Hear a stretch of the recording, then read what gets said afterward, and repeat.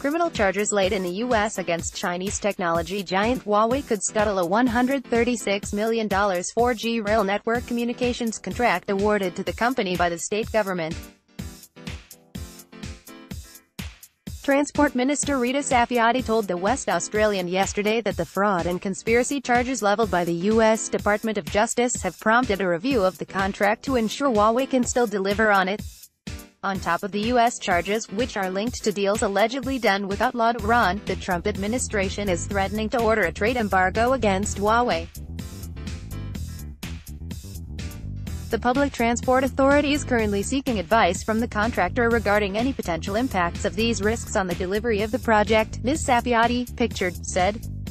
Natalie Richards, catching a train in Perth sends me off the rails. She said the government needed assurances that any steps taken by the U.S. would not affect the supply of components needed for the rail contract.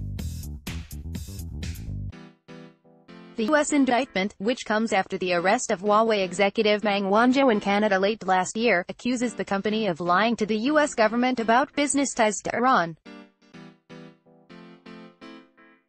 According to FBI and U.S. Justice Department officials, Huawei will be prosecuted for bank fraud and conspiracy to commit money laundering. Huawei operated Skycom as an unofficial subsidiary to obtain otherwise prohibited U.S. origin goods, technology and services, including banking services, for Huawei's Iran-based business, the indictment alleges.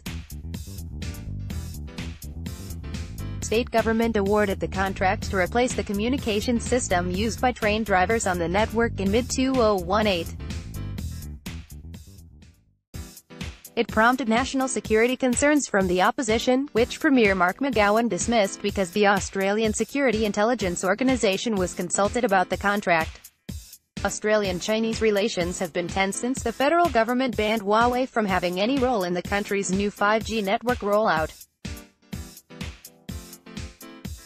A spokesman for the Premier said yesterday that the review was on logistical rather than security grounds.